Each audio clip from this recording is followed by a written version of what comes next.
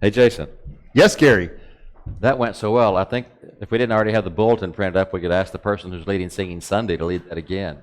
Oh, that'd be a good idea. I don't think so. Aw. Oh, man.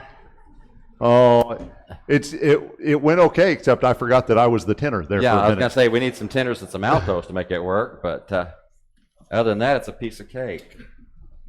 If the basses only knew their part. Yeah, well, The kids' classes are following the same reading schedule that everybody else is for the Old Testament. I mean, they don't read it, but their classes follow that same schedule. yes, sir. And I don't know if you know the teacher that does the children's class on the Sunday mornings. Her name's We're acquainted. Tracy something. Yes. Yeah, and she teaches that. But this next week with the minor prophets, are they minor prophets like minor league type thing? Yeah, they're not as important as not the as major important prophets. as the major prophets. Okay. Is that one to update to Windows 10? No, it will No. never update to Windows 10. It will never. Windows 10 will never show up on my computer unless I have to, and I did have to at home on my mother's computer. Oh, please. Somebody's gonna have to go up there and turn that on. Somebody's up there. Oh, can you start it, Don? I messed up here somehow. Anyway, and so this week with those minor prophets, the first 6, the lesson that we found was Amos wasn't famous. Amos You like wasn't that? famous. Amos wasn't famous. And because God can use anybody, you don't have to be a major league. I mean, you can be a minor league prophet, and Amos wasn't famous. When he got famous, he made cookies. That's right. He's famous for his cookies, but that's all. Okay. But we cannot say that about some of the people who are in our listening audience today. What does that say? Oh. This is just, you may have to punt. Erase hard drive. What does that mean? It's gonna do an update, Windows update. We cannot say that about some of the people in our listening audience because they're on the front page of the McPherson Sentinel paper. Get out of town. Yeah, look at it. The Mission McPherson people. You can't see them because they might as well put a piece of black paper on the front page. Yep. I can pick out a few of them. They waited till you and I were gone. They did. I know that. I was just. You're not there, and I'm not there. I think I was at that house. And Randy wasn't there. And so this was the first house we were. Now, I don't want to be naughty, but I used to be a journalist in a previous life in the late 60s and early 70s. A lot has changed since then. Yeah, and we didn't have offset. We used, thank you, we used, wow, that's way far along. It's only slide 2. That's way back. Oh, that's 2. Okay, well, I know what I did. I'll get caught up here. We had a letterpress machine when I started. That means that you set the type in lead, lines of lead, and to make a photograph, we had a machine that you put a photo on one side, and it took the lights and darks and etched a plate that made the photo in the paper. We never printed anything this bad. Not even close. We would have never put this to press. I don't want to be derogatory about the local newspaper, but if these guys are going to be in there, they're good-looking people. And I just wish we could see them better. Wearing some good-looking shirts, too. Oh, they're wearing some good-looking shirts. But we'll put this on the bulletin board anyway. It was from our Mission McPherson deal. And it's everybody except for Jason, Randy, and Gary. Just mentioning. We were on break. What's that? We were on break. Yeah, we were on coffee break. Yeah, I don't remember what else. on a donut run, I think. Are you? Do you have anything else to say till we get started? The reason this slide is up here is because Jason forgot to do the last two. Whoa. I was responsible for chapter 12 last week. You forgot. He didn't do the last 2 verses of my chapter. I forgot to tell you to do the last 2 you didn't verses. say, whoa, wait a minute. And so the last 2 verses of chapter 11 were 18 and 19. And the nations were enraged, and thy wrath came, and the time came for the dead to be judged, and the time to give their reward to thy bondservants, the prophets, and to the saints, and to those who fear thy name, the small and the great, and to destroy those who destroy the earth. And the temple of God, which is in heaven, was opened, and the ark of his covenant appeared in his temple. And there were flashes of lightning and sounds of peal and thunder and an earthquake and a great hailstorm. The nations were enraged, and that's just the way it is. They don't like God's people to be successful. They didn't like it back then. They don't like it today. But then the wrath came, and it's time for them to be judged. But God is going to reward the prophets, the saints, and of course, the saints are not dead people who do miracles. The saints are in this room right now. Mm-hmm. Christians, those who have been sanctified, set apart. And those who destroy the earth will be destroyed, and that temple in heaven will be opened. And the ark was opened, and the ark appeared. Indiana Jones was wasting his time. Flashes of lightning, peals of thunder, earthquake, and a great hailstorm. All of those things were happening just to show God's majesty and his power. And throughout this book, we have the conflict between two different forces, two different sides. It always ends up the same way. Mm-hmm. You'd think they'd give up. Is there any repetition in the book of Revelation? No, it's everything new. It doesn't repeat books, it doesn't repeat seals, it doesn't repeat any of those things. Okay. Except for the times when it does. You asked me if we had a picture of, oh, that is not the picture I was thinking. I didn't think so. No, that is the seventh trumpet, I think. No, this is the seventh trumpet. I had the picture of, there it is. Oh, there's the dragon. There's the dragon and the woman off to the left there, and that dragon with all the ugly heads and the crowns and all those things. What's that? That is a good question. I need one more layer to my trifocals. I don't know what that is on the left. I think that has to do with that river coming out of. Oh, okay, yes. Yeah, see the river's coming out of that dragon's mouth, and the earth is swallowing it up the water. And that's a good picture. That is. Yeah, he did a good job. We should hire him. You got his contact info? Yep. Okay. Yep. Revelation. We're in Revelation. And we will start with chapter 13 now that we have finished chapter 11. And we're going to see two beasts tonight. And the first one is a beast from the sea. Mm-hmm. And the first two verses, and he stood, and I stood on the sand of the seashore. It depends on the manuscript. And I saw a beast coming up out of the sea, having 10 horns and 7 heads. And on his horns were 10 diadems, and on his head were blasphemous names. And the beast which I saw was like a leopard, and his feet were like those of a bear, and his mouth like the mouth of a lion. And the dragon gave him his power, and his throne, and great authority. This beast came up out of the sea. In prophetic language, the waters often represent nations or peoples. And so this is coming up out of the nations, and he has 10 horns. Horns represent power. And so what would 10 horns be? That would be a multiplied power. That would be a lot of power. So this is no wimpy opponent here. He has 10 horns and 7 heads. A head represents authority, and 7 would be total. A lot of authority and a lot of horns. This is serious. Mm-hmm. It's a complete number, and this is a big number. And 10 diadems. Now these are those diadems, the ones that can be obtained by power and not because you deserve it. And that's all we ever see them really having it. One place it appears that they have diadems, but it's a deception. And there are these blasphemous names that they're spouting. And you see the leopard and the bear and the lion, the different parts of him. But his power and throne and his authority come from the dragon. That dragon that we saw before that was trying to consume the woman and then trying to consume her offspring. The dragon is passing his authority on to this beast out of the waters. And so the dragon is giving to this beast, which would be government, in this case, false government, the government of Rome initially, all of these powers and authorities. And here is the picture of that.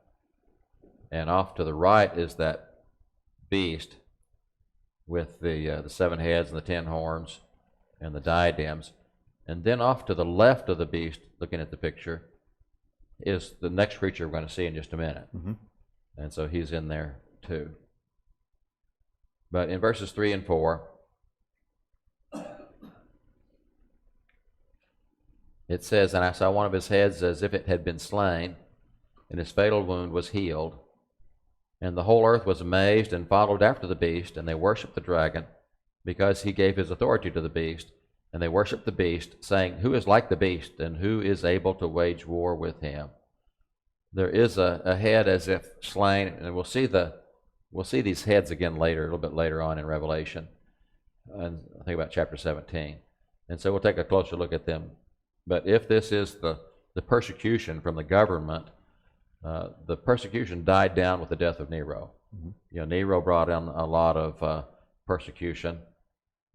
Domitian did it because Domitian was just demented, but Nero was just insane. And you know, when he wanted to rebuild Rome and wanted to burn it down, he used the Christians as a scapegoat. But you know, his persecution was different than Domitian's was. So right now, the head as if slain would probably be that. It looks like the Roman government's had a setback, and they're not going to be persecuting Christians, but that fatal wound is going to be healed, and they're going to come back. And the whole earth is amazed at the power, in this case, the power of Rome.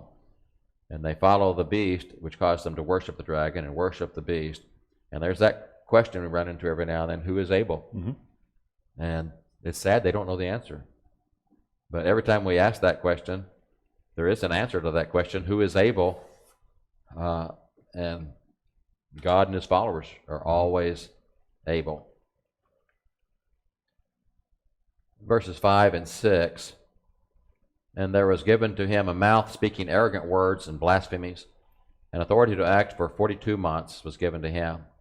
And he opened his mouth in blasphemies against God, to blaspheme his name and his tabernacle, that is, those who dwell in heaven." This beast is speaking arrogant words and blasphemies. He's given authority for 32 months. Should I call my math friend and see how much that would be? Well, do you know the answer? It'd be 3.5 years. Okay, 3.5 years. Yes. So 3.5 years, which would be time and a half. Time and a half and a time, 1260 or 80 or whatever. Yeah. Remember, it's not a period of time, it's a symbolic number. And so it is a limited time. It's a broken 7. It's still some time. It's significant time, but it's not forever. And he opened his mouth against God and against his name. That was a mistake. And notice the tabernacle is those who dwell in heaven. And we do see the bride coming down out of heaven and so forth, but it's interesting here that tabernacle is described as the people. And we are the temple of God. We are the temple of God individually. The church is his household. And so the tabernacle is explained to be those who dwell in heaven, not a structure, but people. In verses 7 through 10, "And it was given to him to make war with the saints and to overcome them. And authority over every tribe and people and tongue and nation was given to him. And all who dwell on the earth will worship him, everyone whose name has not been written from the foundation of the world in the book of life of the Lamb who has been slain. If anyone has an ear, let him hear. If anyone is destined for captivity, to captivity he goes. If anyone kills with the sword he must be killed. Here is the perseverance and the faith of the saints." And I think that's a statement we're going to hear in your chapter too. Yes, sir. About this is the perseverance of the saints, the perseverance and the faith of the saints. He's given the power to make war with the saints, and if you look at the history, for a while it looked as if the Roman government had won out over the Christians.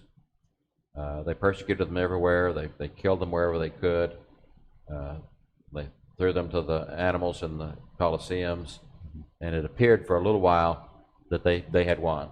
They did have the power to overcome them for a limited time, and they were given authority over everybody. I don't know who's excluded. If you have every tribe, every people, every tongue, and every nation, that's in all the earth. It says will worship him. But it's only those whose name is not written on in the book of the life of the Lamb. What about all the people who are like not choosing a side? They're just staying in the middle and they're not really doing either. They should be okay. Yeah. No, they won't be okay. There's no way they'd be okay. It's an all or nothing thing. There's no middle ground? There's no middle ground. Okay. We are all in or we're all out. The road that leads one way is narrow. The road that leads the other way is wide. Everybody thinks that the middle road is wide, and there's a little road on the left, a little road on the right. And if you're really, really, really goody two shoes, you go one way. If you're really bad, you go the other way. But most people just kind of go up that middle road. It is not going to happen. No. You don't have to do anything to go up that middle road. Oh, that middle road is simple. You don't have to do anything. You don't have to believe anything. You don't have to practice anything. You don't have to commit to anything. Now, their name not being written in the foundation in the book of life of the Lamb does not mean that they were predestined from very beginning, because if it were true, none of this would make any sense. Right. There wouldn't be any need for anybody to repent or anything like that.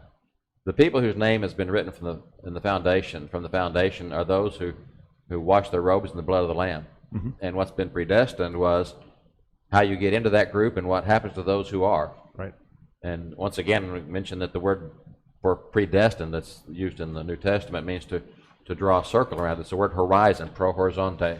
And so this means God drew a circle around these people. He didn't predetermine who's in the circle, but he does predetermine how you get in the circle, and he predetermines what happens to the people who are in the circle. Mm-hmm.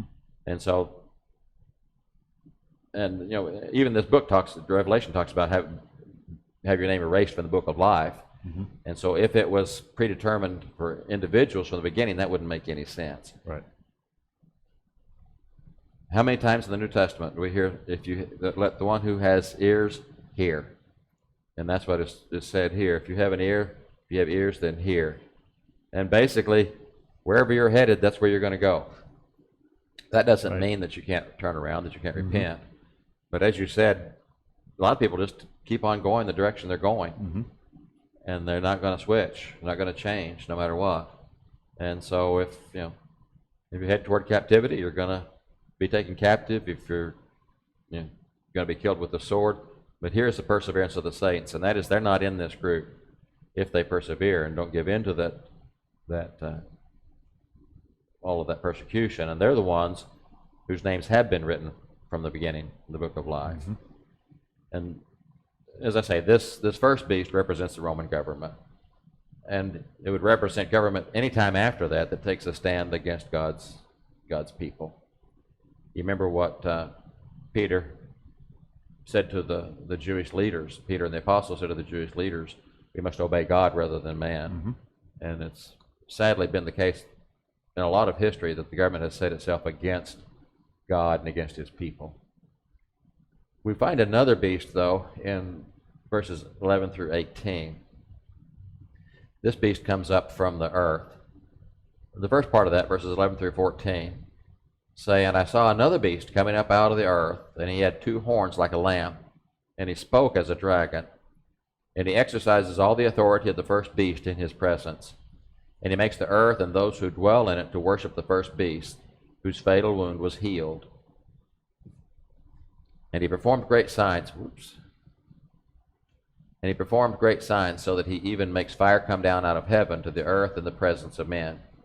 And he deceives those who dwell on the earth because of the signs which it was given him to perform in the presence of the beast, telling those who dwell on the earth to make an image to the beast, who had the wound of the sword and has come to life.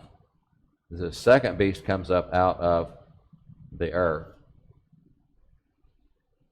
And he has two horns like a lamb. And so the other place we've seen a lamb, I think, was when there was the lamb who was the lion, the one who was slain. This is another one of those deception things. Mm-hmm.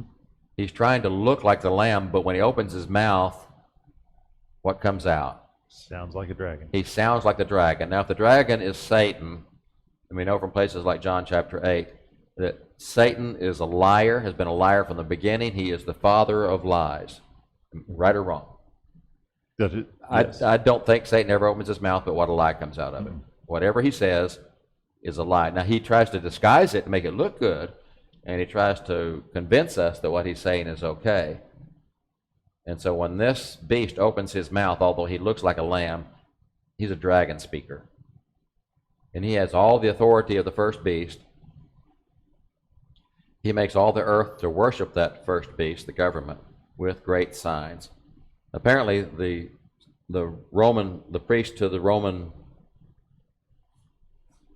well, eventually the emperors would become their gods, but the Roman priests were some of the greatest con men of all time. They were good ventriloquists. They could make statues speak. And so you see this statue of the god, and he's talking. And so he must be alive. And they were good at that. And so they did all these signs to make people worship the government, the Romans. And they told everybody who lived on earth to make images to the beast. And eventually, with the later Caesars, they would take on the identity of God, that they would claim that they were gods. And this represents false religion. So we have the false government and the false religion. The government, in their case, the Roman government, and false religion. And I still don't know that things have changed a whole lot in 2,000 years, that we still have people who oppose themselves to God and to God's people and use a lot of falsehood to do it. And so I think it's still as applicable today as it was 2,000 years ago. Then the chapter ends, verses 15 through 18. And there was given to him to give breath to the image of the beast, that the image of the beast might even speak, and cause as many as do not worship the image of the beast to be killed. And he causes all, the small and the great, and the rich and the poor, and the free men and the slaves, to be given a mark on their right hand or on their forehead. And he provides that no one should be able to buy or sell except the one who has the mark, either the name of the beast or the number of his name. Here is wisdom. Now let him who has understanding calculate the number of the beast, for the number is that of a man, and his number is 666. Again, these pagan priests were able to bring these statues to life just through trickery and ventriloquism and make them speak. And it would cause those who do not worship the image to be killed. And that was true in some of the earlier centuries, that if you didn't worship the emperor or the Roman gods, then you could be killed for that. And certain ones would have the mark on their hand, right hand, or on their forehead. If you go back to Deuteronomy chapter 6, it says, "And these words which I am commanding you today shall be on your heart, and you shall teach them diligently to your sons, and shall talk of them when you sit in your house, and when you walk by the way, and when you lie down, and when you rise up. And you shall bind them as a sign on your hand, and they shall be as frontals on your forehead." Where does God want us to put his name, his commandments, his words? Our hand and head. On our hand and on our head. With our hand we do things, and with our head we think. Where we think and where we do, he wants us to put him there. But in this case, it is the pagans who are wanting to make us do that, to make the people do that. They gave their breath to the beast and could make it speak. Those who didn't worship it could be killed, and then caused people to have the mark on their right hand or their forehead. And no one could buy or sell without the mark. I think we touched on this when we were talking about the 7 churches earlier, but what was happening here was that to work, you had to belong to a guild. You couldn't just do something without belonging to the guild that was associated with that. And each guild had its own god. And so if you belonged to that guild, you were required to offer incense or sacrifices to that god. If you don't offer to the gods, you don't belong to the guild. You don't belong to the guild. You don't work, you don't eat. And that's what early Christians faced. That unless they complied, then they were going to starve. And so in those letters to the churches, some had come up with the idea that, well, an idol is nothing, so an offering to an idol is nothing, therefore it's okay for me to do that because it's nothing to nothing is nothing. And that compromise just doesn't fly with God. And notice that either the name of the beast or the number of his name. Remember that name usually has to do with identity and authority of someone. Whoops, didn't want to do that till I... Let him who has understanding understand the name. It's the number of a man. It is 666, and so Jason's going to explain that to us. You didn't tell me that. It's a surprise. It's not much fun if you know to prepare. People for 2,000 years have tried to assign that number to specific individuals, beginning with Nero, on up through the ages, Hitler, and I thought for sure it was my 5th grade teacher. it could be your 5th grade teacher. You see, the Hebrews assigned numbers to letters, and so they could take those, and a number would mean something according to the words that it corresponded to. Only problem is Revelation wasn't written in Hebrew. It was written in Greek, and so we have a whole other problem. But the cool thing is, you whatever system you want to use, you can make anybody's name fit it. As long as you know where you want to get, you just go backward, and you can make it be that. So if we knew what we were doing, we could make this say Jason or Gary or Jason. I'm glad we don't know what we're doing. I'm glad we have no idea what we're doing, Teresa. I even heard a long time ago a lady say that this person was coming out of Topeka because all of their zip codes have 666. Oh yeah. If you have a zip code of 666, is there a prefix that's 666 on a telephone area code or something? But all of Topeka's zip codes, they All start with a 6. Well, that settles it. I guess that explains what's been a mystery for 2,000 years. There we go. Topeka, Kansas. Hey Jim, where are you from? Oh yeah. Not Topeka. Yeah. Jim's from Topeka. There you go. There you go. That disproves that theory because Jim is a wonderful person, and so we just shot that one out of the water. Yeah. What is a 6? Not a 7. It's not a 7. What's a 7? Good. Good. Complete. 7 is complete, perfect. The divine, yeah. 6 is this is not hand grenades. It's not horseshoes. Almost. It is failure. A 6 is a failed attempt at a 7. And we've seen him trying to look like a lamb, but he sounds like a dragon when he opens his mouth. And so 1-6 is failure. You came up short, shot for 7, and you got 6. What if you did that 3 times? Fail. That's a superlative. Fail, which is 3 strikes fails. and you're 3 out. strikes and you are out. That's what the number is. It's a symbolic number, as all the numbers in Revelation are. And to try to apply it to an individual person really gets out of character with the whole book. It does, and I've spoken with people before who wear it as a badge of honor that they apply everything in Revelation literally, that and they assign to that like a higher respect for the scriptures than those who would say no, it's figurative or it's symbolic. Well, I have more respect for the scriptures than you do because I believe it's literal. But if it was never intended to be literal, and you're forcing a little literal interpretation on it, then do you really have more respect for the scriptures than those who are trying to interpret it the way it was written? So I don't know if anybody, although they claim to be, I don't know if anybody is 100% literal, because we're going to get to something in some things in your chapter that they would never take literally. They can't. They can't. Yeah. And so they say, well, this is literal, but that's figurative, but we're making everything fit what we want to fit. Yeah. And so we just have to be honest with the text. Mm-hmm. And generally, the most honest thing is to make it symbolic. Which brings us down to, whoops, we're out of time. Chapter 14. No, you didn't leave me much, but we can do this. Okay. Revelation 14. So Revelation 14 has kind of naturally divides up into 3 sections, which start with either "and I looked" or "and I saw," and so it kind of breaks up into three sections like that. And we'll see those as we read through.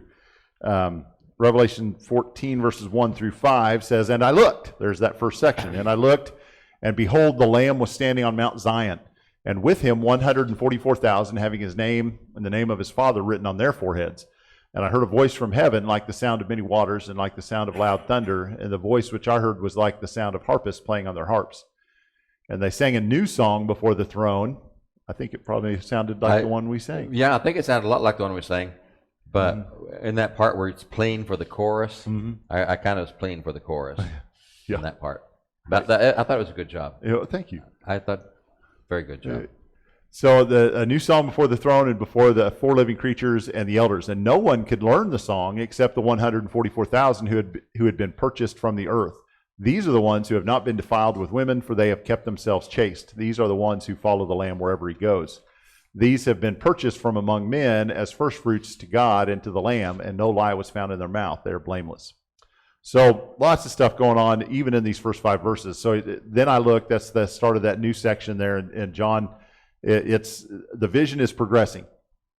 And so he's just seen all the things that took place in chapter 13 and kind of digested those and understood those as the beast and the the attempts to make himself appear to be righteous when he's not, and all of those things, and those who are marked by his marking, and those who are doomed to judgment because of it, and all those things. And then I look, so there's a contrast, and yet we're supposed to understand everything that he sees now in comparison to, or in juxtaposition to the part of the vision that he just saw. So there's direct comparison going on here, comparison and contrast.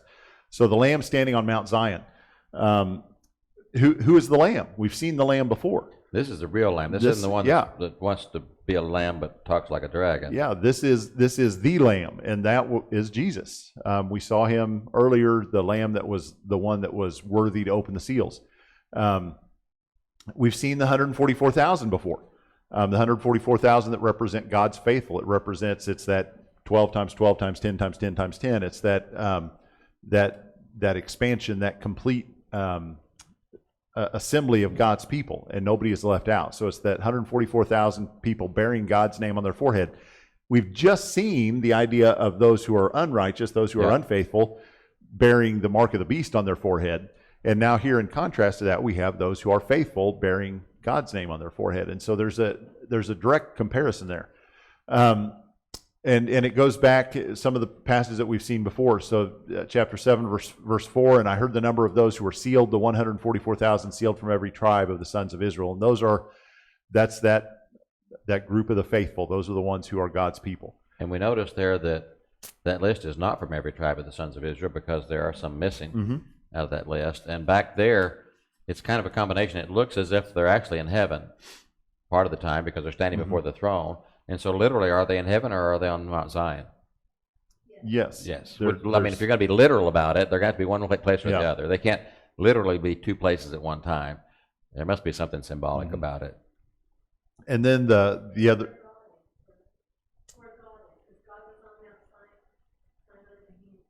On Mount Zion, where Mount Zion was Jerusalem, it was the location of the temple. It was the Temple Mount. And so that would have been like God's mailing address, is the way I always used to explain that. It's where you'd send him a postcard. But they still do that. They leave it there. They put on the cards on the Wailing Wall, in the cracks which is maybe the only thing remaining from Herod's temple.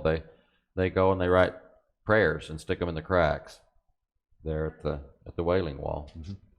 And so how did these 144,000, how were they marked? Where did that marking come from? Well, we're told it back in Revelation 3, he who overcomes, I will make him a pillar in the temple of my God, and he will not go out from it anymore. And I will write upon him the name of my God, the name of the city of my God, the new Jerusalem, which comes down out of heaven from my God, and my new name. So there are markings of identification. That's a sign of ownership. It's a sign of possession, that these are God's people. That's who the 144,000 are. They sang with one voice, and as awesome as that song was tonight, with 30 of us, 40 of us, imagine 144,000 singing with one voice. And it's not 144,000 voices, it's 144,000 singing with one voice. And that's the unity, the complete unity of God's people when they are assembled together for his purposes. The song is reserved for those 144,000. It's interesting that the ones who are, those angelic beings, the elders and the creatures that surround the throne, they're not the ones that are singing. It's 144,000.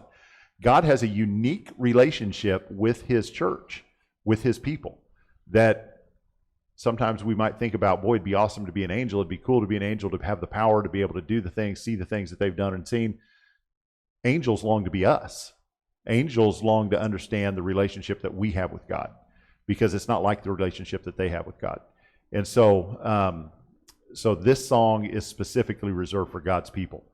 And those who, it gets into those characteristics of those who are described as God's people. There's, they're chaste, they haven't been with a woman, they don't lie, those kind of things. And so there's some categories here that just describe who those people are. And it's like Gary mentioned, it's the circle that has been drawn, that God has determined this is what my people will be, even though he hasn't predetermined who those people are.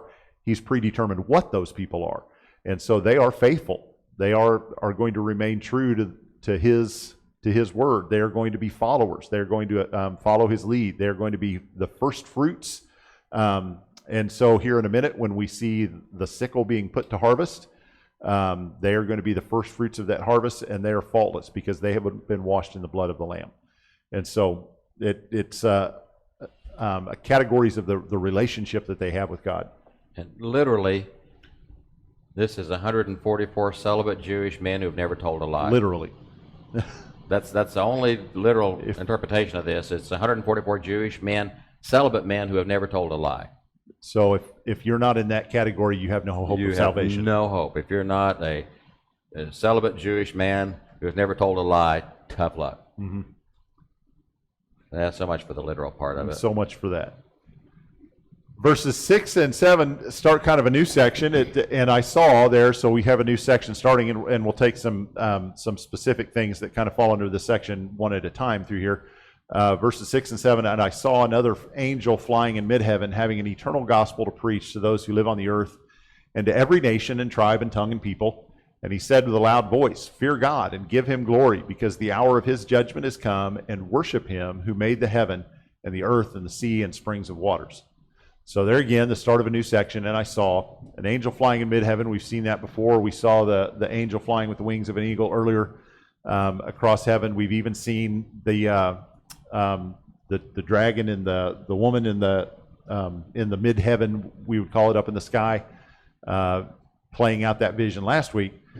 And so here's that angel flying across mid-heaven, and he is proclaiming with a loud voice an eternal gospel to, that's not my typo, an eternal gospel to preach. No, don't worry about it. But he, that's a combination between preach and peace. do we know what this gospel is? Was it once for all delivered, and according to Jude, and something in Galatians 1? How many gospels are there? Oh, there are a whole bunch of them. How many do we claim? One. Galatians 1, 6 through 9. And those really aren't gospels. If anything else is not a gospel. If it's not the gospel, it is not a gospel. So Galatians 1, 6 through 9, I'm amazed that you are so quickly deserting him who called you by the grace of Christ for a different gospel, which is really not another. Only there are some who are disturbing you and want to distort the gospel of Christ. But even though we or an angel from heaven should preach to you a gospel contrary to that which we have preached to you, let him be accursed. As we have said before, so say I now, if any man is preaching to you a gospel contrary to that which you have received, let him be accursed. So this angel that John sees flying across mid-heaven, every indication is that this is an angel sent from God. This is an angel from the heavenly abode. This is not a deceptive angel. He is preaching the eternal gospel. It's the gospel. It's the gospel that we know. It's the one that we preach. It's the one that we believe. It's the one that we hold to. That's the only gospel there is. You mean if an angel walked through that door right now and said, "Hey, I've got something different for you," we couldn't listen to him? It wouldn't matter what sign he performed. It wouldn't matter what miracles he was able to speak. It wouldn't matter. It wouldn't matter. If he spoke anything other than what we have written here, we should reject him. What if the Apostle Paul walked in? We believe him if he I mean, he wrote this, and so he can change it. He could renege on that. Yeah. and undo it. Yeah. Not, well, maybe for you, but not. What about one of the other apostles, Peter or John, one of those guys? If they came in there and said, "Hey, we got something new for you," could we just pay attention to it? Nope. We would need to preach to them the gospel that they had forgotten. Man, you're hard. That's my heart. That's my story, and I'm sticking to it. I would stick to that one too. That's the only one that's going to get you where you want to go. All right. So the eternal gospel that he is preaching is for all people, and he lists, every tribe, tongue, nation, people, and all of those, and that's that repetitive way that we've seen several times through the book, that this is for all. There's no favoritism. There's no selecting from one ethnic group over another. It's for all. And the message is fear God and give him glory. Despite what they've seen from the beast, despite that appearance of having all that authority, the crowns and the authority and the power and all of that he has, despite what he's able to do to try to coerce them into following him, the message is fear God. God is the one that matters. Is it anything like loving him with all your heart, mind, soul, strength? That would fit right in there. Yes. The next verse, verse 8, and another angel, a second one, followed, saying, Fallen, fallen is Babylon the Great, she who has made all the nations drink of the wine of the passion of her immorality. So immediately on the heels of that first angel that John sees flying across midheaven, we have a second angel come along, and this angel has a different message. The message is fallen, fallen, and it's repeated for emphasis. It's repeated for just to drive home the point that this is a done deal. This has been decided. There's no undoing it. There's no backtracking that this is going to happen. And then Babylon the Great. And is Babylon the Great ever identified in the book of Revelation? Like we know who Babylon is? Well, like it said, like Jerusalem and like Egypt. Jerusalem or Egypt and yeah. or like the dragon is named in the last chapter that Yeah. we did last week, where it is Satan. Is Babylon the Great ever named specifically? You mean as like Babylon is Rome, or Babylon is a future kingdom, or No. Babylon is no? It's Okay. it's a symbol. As Okay. are the others. I agree. Yeah. So I was fishing there. But it's like that, like that. Well done. The city that wasn't a city, but Yeah. Babylon, Jerusalem, and Egypt. Egypt, last I knew, wasn't a city. Right. And so it has to be something symbolic. So, but who does she represent? Well, she represents, Babylon the Great represents who is an enemy of God. Well, I mean, then that would meet the characteristic of being Babylon the Great. So I'm not part of the Roman Empire. I'm not part of that ancient Roman Empire, and so this doesn't apply to me because I don't have to worry about standing in opposition to God then, because Babylon the Great is not me, right? Yeah. So, well, no, Babylon the Great is anyone who stands in opposition to God. That's the symbolism of it. She was successful at leading some astray. Anyone who would stand in opposition to God and then lead others into her error is Babylon the Great. And ultimately, we need to understand that she is doomed. The battle, how many times have we seen it through the book of Revelation? The battle has already been decided. Even though it hadn't necessarily been fought yet, the battle has been decided. Did David have that attitude at any point? The battle belongs To the Lord. to the Lord. David knew that he had defeated Goliath before he ever put the sling in the pouch, because he had that faith in God. We know that we have won that battle before we ever even enter it, because God has already declared the victory. There's a song about that. There's a couple. Battle belongs to the Lord. Faith is the victory, yeah. Verses 9 through 13, and another angel. So he sees the one, he sees the second one, and immediately on the heels of that second angel, he sees another one. Another angel, a third one, followed them, saying with a loud voice, if anyone worships the beast in his image and receives a mark on his forehead or upon his hand, he will also drink of the wine of the wrath of God, which is mixed in full strength in the cup of his anger. And he will be tormented with fire and brimstone in the presence of the holy angels and in the presence of the Lamb. And the smoke of their torment goes up forever and ever, and they have no rest day and night, and those who worship the beast in his image, and whoever receives the mark of his name. Here is the perseverance of the saints who keep the commandments of God and their Faith in Jesus. Sorry About that. I missed that word. And I heard a voice from heaven saying, Right, blessed are the dead who die in the Lord from now on. Yes, says the Spirit, that they may rest from their labors, for their deeds follow with them.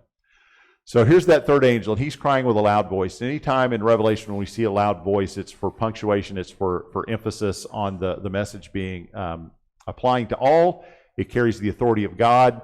It carries a permanence to it. There's no undoing this message that's being delivered. It's not something that's being whispered in a corner. It is something that's being declared. And if you declare something openly, then it's easy to prove whether or not what you've declared is true or not. Right? But if I whisper it in the corner, then no, you might have misunderstood or you might have misheard what I said.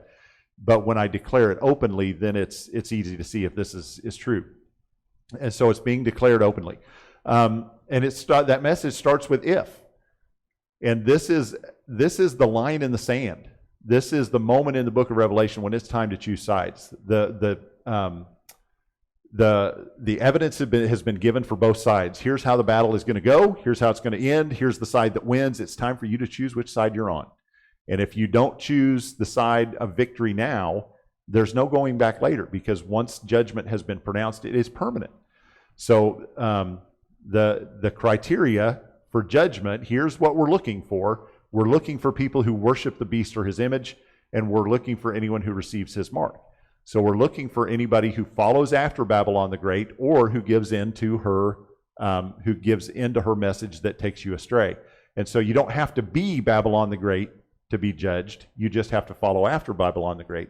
So it's for her and it's for her followers that are being judged. And we see that repetition all through the book of Revelation. We saw it in chapter 13 with those who received the mark and the beast and those who followed after him. We're seeing that same thing stated here. It's the exact same group of people that we saw in chapter 13.